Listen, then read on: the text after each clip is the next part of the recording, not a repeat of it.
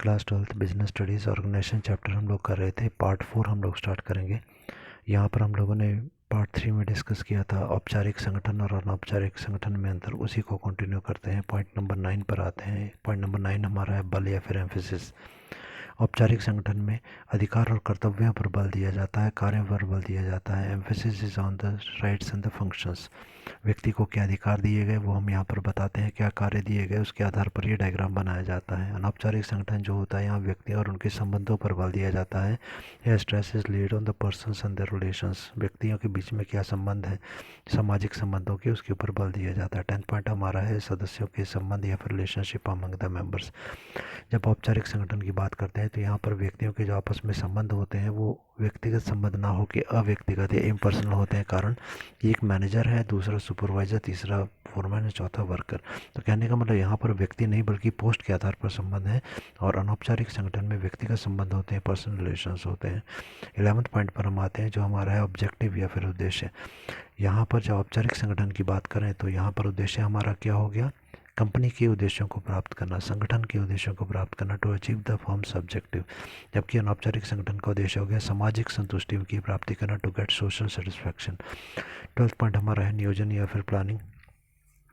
इसका प्रबंध जो उच्च अधिकारियों द्वारा किया जाता है, it's plan by the top level management. औपचारिक संगठन की बात करें और अनौपचारिक संगठन जो है अधीनस्थ कर्मचारी आपस में मिलकर बना लेते हैं, तो यह अधीनस्थ कर्मचारियों द्वारा इसका प्रबंध किया जाता है। It's frame by the subordinates. 13 point आता है use of the organization chart. हमने कहा ऑर्गेनाइजेशन चार्ट का मतलब जब पूरी कंपनी में जितनी भी पोस्ट हैं उसको एक डायग्राम के रूप में, फ्लो चार्ट के रूप में दिखाते हैं, तो इसको ऑर्गेनाइजेशन चार्ट या संगठन चार्ट कहा जाता है। तो यहाँ पर पोस्ट बहुत ज़्यादा होती हैं, कंपनी में कौन कौन सी पोस्ट हमने बनाई हैं वो सभी कुछ हम डायग्राम के रूप में प्रेजेंट कर सकते हैं। तो it may be presented by the organization chart. जबकि अनौपचारिक संगठन को डायग्राम में प्रेजेंट नहीं किया जा सकता क्योंकि अस्थिर होता है, बार बार बनता और बिगड़ता रहता है। 14 पॉइंट हमारा है क्षेत्र या फिर स्कोप। तो औपचारिक संगठन जो है इसका क्षेत्र बहुत व्यापक या ब्रॉड होता है। पूरी कंपनी में लाखों कर्मचारी हैं तो उसको हम डायग्राम में दिखाते हैं। जबकि अनौपचारिक संगठन में कुछ एक व्यक्ति आपस में इकट्ठे हुए हैं जिनकी आपस में मित्रता है, इसलिए इसका क्षेत्र संकुचित है, छोटा है, नैरो है। 15 पॉइंट की बात करें वो है आवश्यकता या फिर नेसेसिटी। औपचारिक संगठन को बनाना आवश्यक होता है क्योंकि कंपनी बनेगी तभी जब इस तरीके से हम पूरा एक ढांचा इसका तैयार कर लेंगे। It's compulsory to frame. और अनौपचारिक संगठन का बनाना आवश्यक नहीं होता, इसके बिना भी हमारा काम चल सकता है। नेक्स्ट है संगठन संरचना कितने प्रकार की होती है। तो पहली हमारी आगे जिसे हम कहते हैं क्षैतिज संरचना, समतल संरचना, हॉरिजॉन्टल स्ट्रक्चर।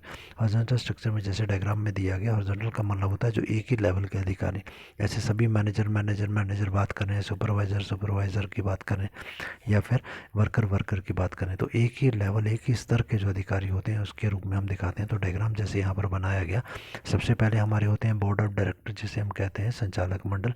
उसके नीचे जनरल मैनेजर आ जाएगा, मुख्य प्रबंधक, और उसके नीचे सारे प्रबंधक आ जाएंगे। जैसे क्रय विभाग का परचेज डिपार्टमेंट के मैनेजर आ गए, विक्रय विभाग सेल डिपार्टमेंट का मैनेजर, वित्त विभाग फाइनेंस डिपार्टमेंट का मैनेजर, लेखा विभाग अकाउंट्स डिपार्टमेंट का मैनेजर, उत्पादन विभाग के मैनेजर आ गए, प्रोडक्शन डिपार्टमेंट, सेवा वर्गीय विभाग पर्सनल डिपार्टमेंट के मैनेजर आ गए। तो एक ही लेवल के सारे मैनेजर्स को यहाँ पर हमने दिखाया, तो हमने इसको क्या कह दिया, हॉरिजॉन्टल या फिर क्षैतिज या समतल संरचना। अब हम बात करेंगे वर्टिकल स्ट्रक्चर की जिसे हम बोलते हैं शीर्ष या लंबवत संरचना। शीर्ष या लंबवत या वर्टिकल का मतलब होता है जो ऊपर से नीचे की ओर चलती है। डायग्राम यहाँ पर बना हुआ है, बोर्ड ऑफ डायरेक्टर ऊपर है, उसके नीचे जनरल मैनेजर है, उसके नीचे फिर मैनेजर्स हैं जैसे कि वित्त प्रबंधक हो गया, उत्पादन प्रबंधक हो गया, विक्रय प्रबंधक हो गया।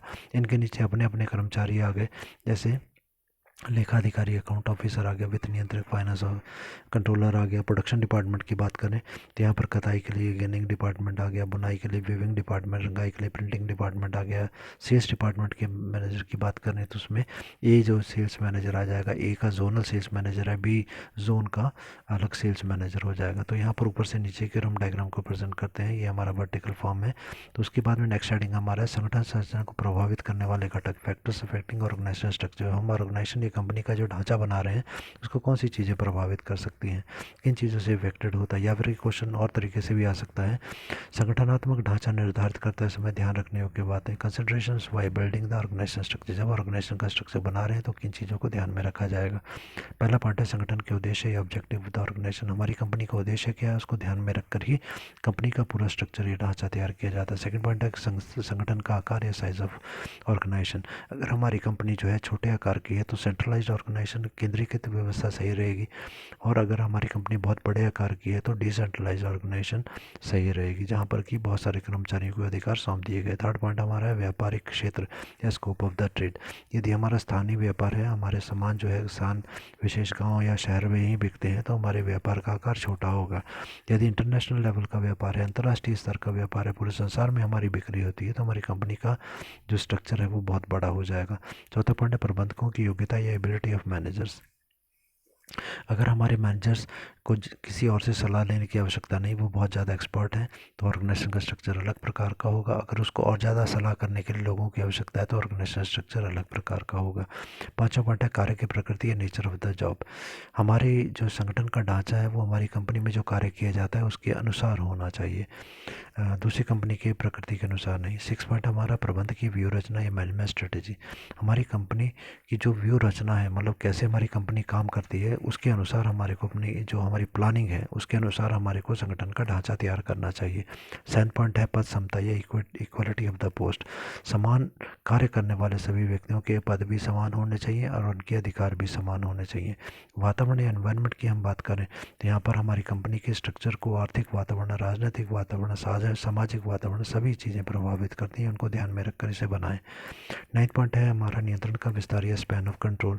प्रत्येक अधिकारी सुगमतापूर्वक, सरलतापूर्वक कितने अधीनस्थ अपने से सबॉर्डिनेट, अपने नीचे काम करने वाले कितने कर्मचारियों की क्रियाओं को सरलता से निरीक्षण कर सकता है, सुपरविजन कर सकता है, ये ध्यान में रखकर ही उसके नीचे कर्मचारियों की संख्या रखी जाए। 10 पॉइंट है प्रतिस्पर्धा की स्थिति या स्टेट ऑफ कंपटीशन।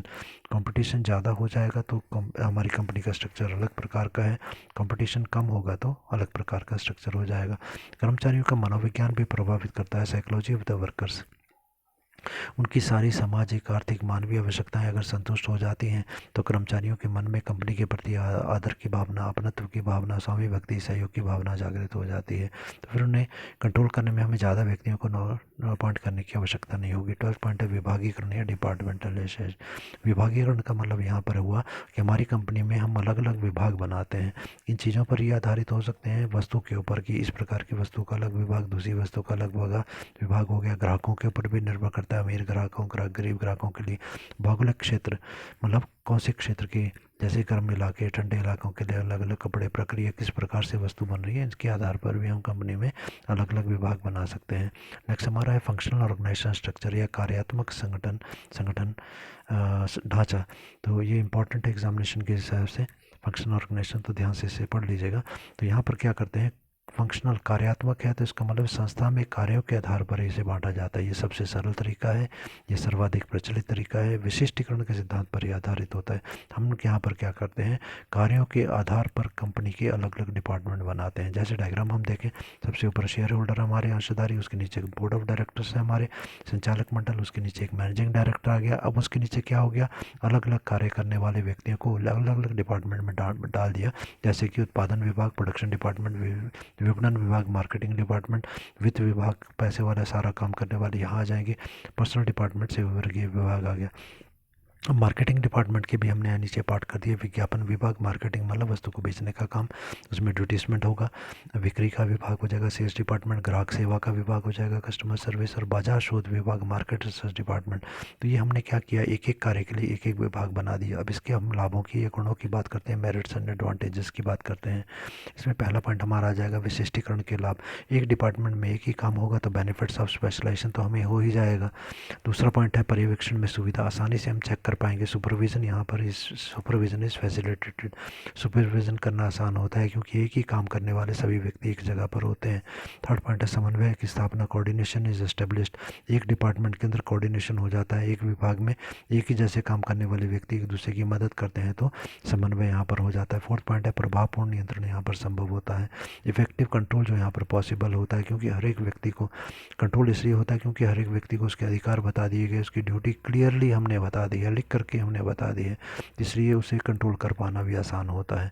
पाँचों पॉइंट आ गया साधनों का प्रभावपूर्ण उपयोग, proper utilization of the resources.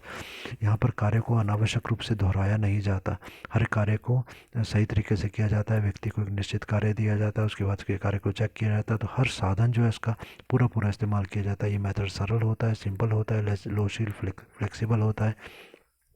लोशियल इसलिए क्योंकि आसानी से कोई भी एक नया विभाग इसमें जोड़ा जा सकता है और आसानी से कोई भी नया विभाग इसमें से हटाया जा सकता है, बाकी डिपार्टमेंट को उसका फ़र्क नहीं पड़ता। 8वां पॉइंट है कार्यों के आधार पर विभाग बनाना सरल। डिपार्टमेंट में भी easily created on the basis of job, क्योंकि उत्पादन विभाग में उत्पादन के कार्य, विपणन विभाग में विपणन के कार्य, वित्त विभाग में वित्त के कार्य तो कार्यों के आधार पर होता है। अब इस मेथड की हानियाँ या फिर डिसएडवांटेजेस या फिर डिमेरिट्स को डिस्कस करें। पहला पॉइंट है संगठनात्मक उद्देश्य की अवहेलना, ignorance of the organizational objective. यहाँ पर हर विभाग का जो मैनेजर होता है, डिपार्टमेंट का मैनेजर होता है, वो अपने उद्देश्य को तो पूरा करना चाहता है, परंतु उसको कंपनी के उद्देश्य से मतलब नहीं होता है, या बाकी डिपार्टमेंट का काम हो रहा है या नहीं हो रहा उसको उससे मतलब नहीं है। सेकेंड पॉइंट है अंतर विभागीय संबंध में कठिनाई, डिफिकल्ट इन इंटरपर्सनल कोऑर्डिनेशन। वही हर विभाग के अध्यक्ष जो होते हैं अपनी मनमानी करते हैं, इसलिए विभागों के बीच में अंतर विभागीय मतलब इंटर डिपार्टमेंट का और डिपार्टमेंट्स के बीच में कोऑर्डिनेशन नहीं हो पाता। थर्ड पॉइंट है व्यक्तिगत अहम में से संघर्ष, individual ego leads to conflict. प्रत्येक मैनेजर अपने डिपार्टमेंट के लिए अधिकतम संसाधन मांगता है कि मुझे ज़्यादा से ज़्यादा पैसे दो, दूसरा कहेगा मुझे ज़्यादा से ज़्यादा पैसे दो। तो इससे क्या होता है कि विभागों के बीच में संघर्ष पैदा हो जाता है। चौथा पॉइंट है उत्तरदायित्व निर्धारण करने में कठिनाई, डिफिकल्टी टू फिक्स रिस्पॉन्सिबिलिटी। मान लो कि अगर सेल कम होगी तो वो एक्सक्यूज़ देता है कि भाई रॉ मटेरियल देरी से आया था, वो अच्छी क्वालिटी का नहीं था, या फिर समय पर मुझे सामान नहीं मिला, समय पर वस्तु बना के नहीं दी इसलिए सेल हो गई। तो हर विभाग जो है वो दूसरे पर जिम्मेवारी सौंपने की कोशिश करता है। पाँचवा है संपूर्ण विकास में बाधा, hurdle in the complete development. यहाँ पर हर एक व्यक्ति जो होता है कार्य का एक छोटा सा भाग करता है, इसलिए संपूर्ण विकास यहाँ पर नहीं हो पाता है, कि बाकी डिपार्टमेंट के काम के बारे में उसको नॉलेज नहीं होती। सिक्स पॉइंट है कमज़ोर विभाग का नकारात्मक प्रभाव, negative effect of the weak department. क्योंकि सब डिपार्टमेंट एक दूसरे पर इंटरलेक्ट होते हैं, एक दूसरे से जुड़े हुए होते हैं, तो एक विभाग का अगर नकारात्मक कोई कार्य हो रहा है, नेगेटिव गलत कार्य कर रहा है, तो सभी डिपार्टमेंट का काम उससे प्रभावित होगा। सेवन्थ पॉइंट है दो विभागों को मिलकर निर्णय लेना पड़े तो विलंब हो जाता है, delay in taking decisions if it is taken by the collectively by more than one department. अगर एक से ज़्यादा विभाग अगर इकट्ठे मिलकर काम कर रहे हैं तो फिर डिसीजन लेना काफ़ी मुश्किल हो जाता है, क्योंकि कोऑर्डिनेशन की यहाँ पर कमी हो जाती है।